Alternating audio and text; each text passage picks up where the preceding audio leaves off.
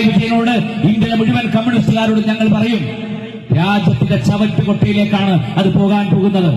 ഈ കാവി വിരണ്ട ചുവപ്പ് കൊടിയുണ്ടല്ലോ, അത് ഇന്ത്യ രാജ്യത്തിന്റെ ചവറ്റുകൊട്ടയിലേക്ക്, ചരിത്രത്തിന്റെ ചവറ്റുകൊട്ടയിലേക്ക് പോകാൻ പോകുന്നു. കാരണം ഇന്ത്യ ഏതെല്ലാം കാലത്ത് ഫാസിസത്തെ അതിജീവിക്കാൻ ശ്രമിച്ചിട്ടുണ്ടോ അത് നേതൃത്വം കൊടുത്തത് ഇന്ത്യയിലെ അധസ്ഥിതരും ഇന്ത്യയിലെ ന്യൂനപക്ഷങ്ങളുമാണ്. ഇന്ന് തന്നെ ഇന്ത്യൻ പാർലമെന്റിൽ 240 സീറ്റിൽ ഒതുക്കി ബിജെപിയെ തളച്ചിട്ടത് ഈ രാജ്യത്ത് കോൺഗ്രസുകാരല്ല, അവരുടെ മിടുക്കുകൊണ്ടല്ല, കമ്മ്യൂണിസ്റ്റുകാർക്ക് ഒരു സംഭാവനയുമില്ല. പക്ഷെ ഇന്ത്യ രാജ്യത്ത് പിച്ചട, ദളിത്, അല്പജനസംഖ്യ എന്ന മുദ്രാവാക്യം, ദളിത്, ആദിവാസി, പിന്നോക്ക, ന്യൂനപക്ഷ ഐക്യം എന്ന മുദ്രാവാക്യം വിളിച്ച യോഗി ആദിത്യനാഥിന്റെ മണ്ണിൽ 43 സീറ്റ് ഇന്ത്യ മുന്നണിക്ക് സംഭാവന ചെയ്തത് കമ്മ്യൂണിസ്റ്റുകാരല്ല, രാജ്യത്തെ ന്യൂനപക്ഷങ്ങളാണ്, രാജ്യത്തെ ദളിതരാണ്.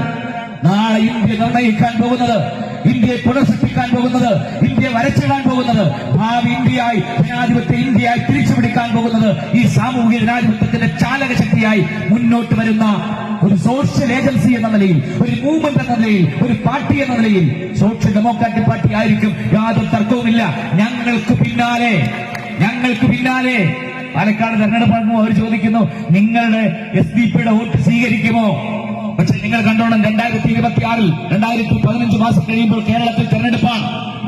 2029 അടുത്ത പാർലമെന്റ് തെരഞ്ഞെടുപ്പ് നിർണായകമായി ഇന്ത്യൻ പാർലമെന്റിലേക്കും നിയമസഭകളിലേക്കും കടന്നിരിക്കാൻ അതിശക്തമായി മുന്നോട്ട് വരുന്ന ഒരു പാർട്ടിയാണ്. ഞങ്ങളുടെ സംസ്ഥാന പ്രസിഡന്റിന്റെ അപ്പോയിന്റ്മെന്റിന് വേണ്ടി ഇവിടുത്തെ മാധ്യമ പ്രവർത്തകരുണ്ടല്ലോ, ഇങ്ങനെ മൈക്കുമായി ക്യൂ നിൽക്കും. നിങ്ങളുടെ പിന്തുണ ആർക്കാണ് എന്ന രാഷ്ട്രീയ സത്യത്തിലേക്ക് ഞങ്ങൾ 15 വർഷമായതേ ഉള്ളൂ ഞങ്ങൾക്ക് തുടങ്ങിയിട്ട്. രാജ്യത്ത് ഒരു 10 വർഷത്തിനപ്പുറം, ഒരു 15 വർഷത്തിനപ്പുറം ഇന്ത്യ രാജ്യത്തെ ഏറ്റവും ശക്തമായ ജനകീയ പ്രസ്ഥാനമായി മാറാൻ നമുക്ക് കഴിയട്ടെ. അത് ഊർജ്ജമാകട്ടെ, അത് ഇന്ധനമാകട്ടെ. KS ഷാന്റെ ഓർമ്മകൾ, രക്തസാക്ഷിത്വം എന്ന് മാത്രം സൂചിപ്പിച്ചുകൊണ്ട് എന്റെ അധ്യക്ഷ പ്രസംഗം അവസാനിപ്പിക്കുന്നു. ഊഷ്മളമായ അഭിവാദ്യങ്ങൾ.